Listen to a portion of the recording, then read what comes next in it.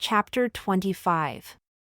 And now it came to pass in the commencement of the 29th year of the judges that Amoron sent unto Moroni, desiring that he would exchange prisoners. And it came to pass that Moroni felt to rejoice exceedingly at this request, for he desired the provisions which were imparted for the support of the Lamanite prisoners for the support of his own people, and he also desired his own people for the strengthening of his army. Now the Lamanites had taken many women and children, and there was not a woman nor a child among all the prisoners of Moroni, or the prisoners whom Moroni had taken. Therefore, Moroni resolved upon a stratagem to obtain as many prisoners of the Nephites from the Lamanites as it were possible. Therefore he wrote an epistle and sent it by the servant of Amoron, the same who had brought an epistle to Moroni. Now these are the words which he wrote unto Amoron, saying, Behold, Amoron, I have written unto you somewhat concerning this war which ye have waged against my people, or rather which thy brother hath waged against them, and which ye are still determined to carry on after his death.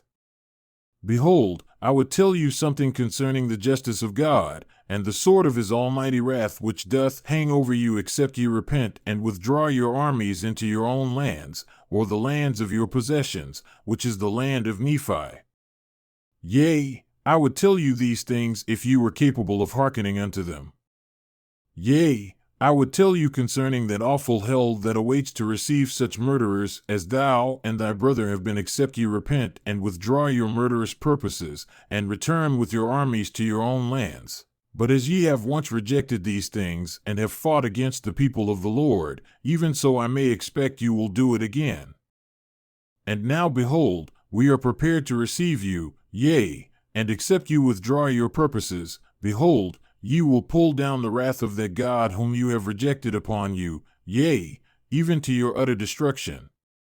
But as the Lord liveth, our armies shall come upon you except ye withdraw, and ye shall soon be visited with death, for we will retain our cities and our lands, yea, and we will maintain our religion and the cause of our God.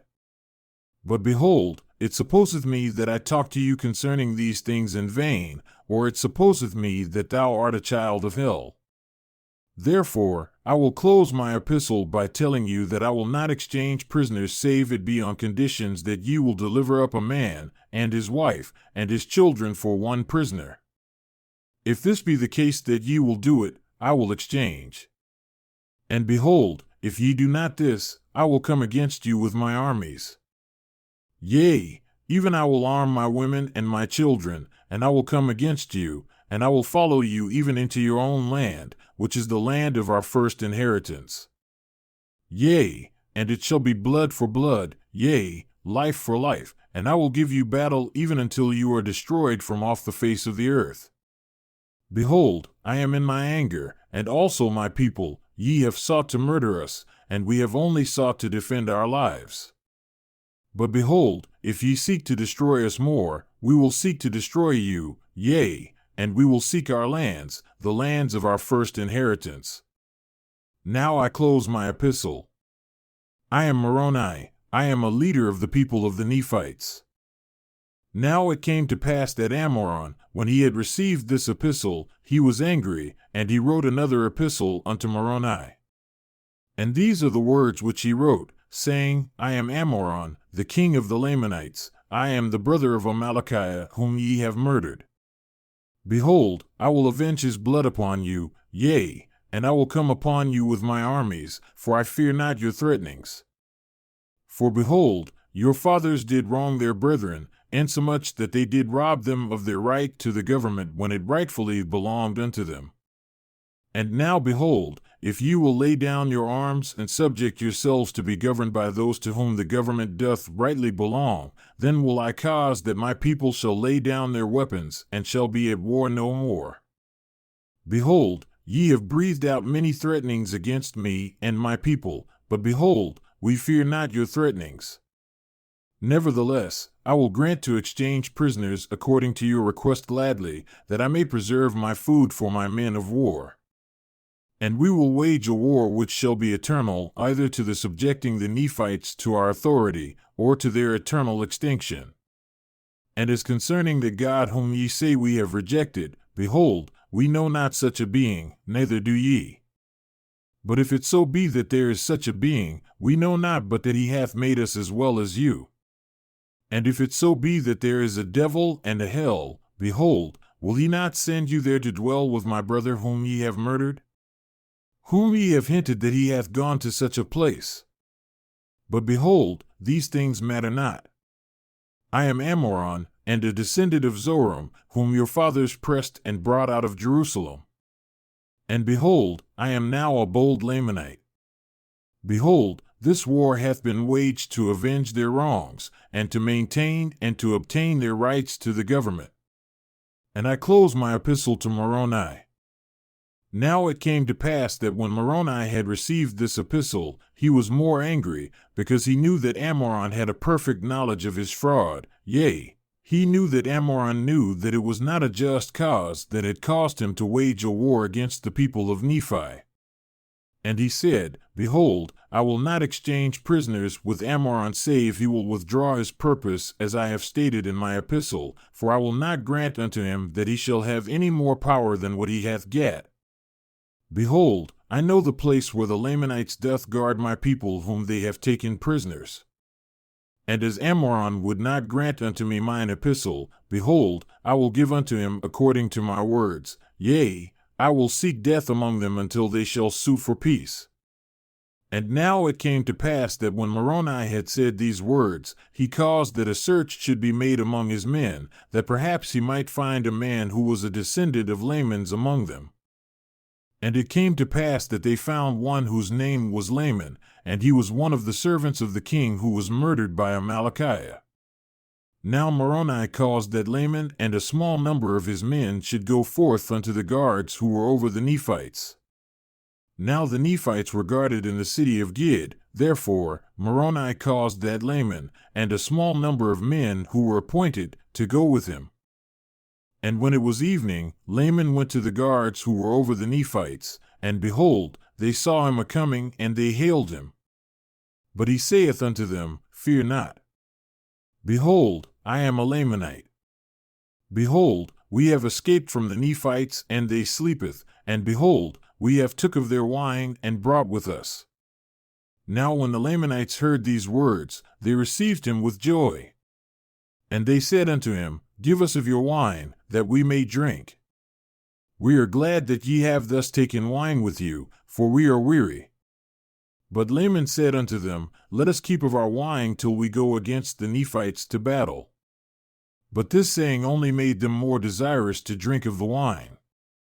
For, said they, We are weary, therefore let us take of the wine, and by we shall receive wine for our rations, which will strengthen us to go against the Nephites. And Laman said unto them, You may do according to your desires. And it came to pass that they did take of the wine freely, and it was pleasant to their taste, therefore they took of it more freely, and it was strong, having been prepared in its strength. And it came to pass they did drink and were merry, and by they were all drunken. And now when Laman and his men saw that they were all drunken and were in a deep sleep, they returned to Moroni and told him all the things that had happened. And now this was according to the design of Moroni. And Moroni had prepared his men with weapons of war, and he went to the city Gid while the Lamanites were in a deep sleep and drunken, and cast in the weapons of war, and unto the prisoners, insomuch that they were all armed, yea, even to their women and all those of their children, as many as were able to use a weapon of war. When Moroni had armed all those prisoners, and all those things were done in a profound silence, but had they awoke the Lamanites, behold, they were drunken, and the Nephites could have slain them, but behold, this was not the desire of Moroni. He did not delight in murder or bloodshed, but he delighted in the saving his people from destruction. And for this cause, that he might not bring upon him injustice, he would not fall upon the Lamanites and destroy them in their drunkenness. But he had obtained his desire, for he had armed those prisoners of the Nephites who were within the walls of the city, and had gave them power to gain possession of those parts which were within the walls, and then he caused his men who were with him to withdraw apace from them and surround the armies of the Lamanites. Now behold, This was done in the nighttime, so that when the Lamanites awoke in the morning, they beheld that they were surrounded by the Nephites without, and that their prisoners were armed within. And thus they saw that the Nephites had power over them, and in these circumstances they found that it were not expedient that they should fight with the Nephites. Therefore, the chief captains demanded their weapons of war, and they brought them forth and cast them at the feet of the Nephites, pleading for mercy. Now behold, this was the desire of Moroni. He took them prisoners of war, and took possession of the city, and caused that all the prisoners should be liberated who were Nephites. And they did join the army of Moroni, and were a great strength to his army. And it came to pass that he did cause the Lamanites whom he had taken prisoners, that they should commence a labor in strengthening the fortifications round about the city Gid. And it came to pass that when he had fortified the city Gid according to his desires, he caused that his prisoners should be taken to the city Bountiful. And he also guarded that city with an exceeding strong force. And it came to pass that they did, notwithstanding all the intrigues of the Lamanites, keep and protect all the prisoners whom they had taken, and also maintain all the ground and the advantage which they had retaken. And it came to pass that the Nephites began again to be victorious, and to reclaim their rights and their privileges. Many times did the Lamanites attempt to encircle them about by night, but in these attempts they did lose many prisoners. And many times did they attempt to administer of their wine to the Nephites, that they might destroy them with poison or with drunkenness. But behold, the Nephites were not slow to remember the Lord their God in this their times of affliction. They could not be taken in their snares, yea, they would not partake of their wine, yea, they would not take of wine save they had firstly given to some of the Lamanite prisoners. And they were thus cautious that no poison should be administered among them, for if their wine would poison a Lamanite, it would also poison a Nephite, and thus they did try all their liquors. And now it came to pass that it was expedient for Moroni to make preparations to attack the city Morianton. For behold, the Lamanites had, by their labors, fortified the city Morianton until it had become an exceeding strong hold. And they were continually bringing new forces into that city, and also new supplies of provisions. And thus ended the 29th year of the reign of the judges over the people of Nephi.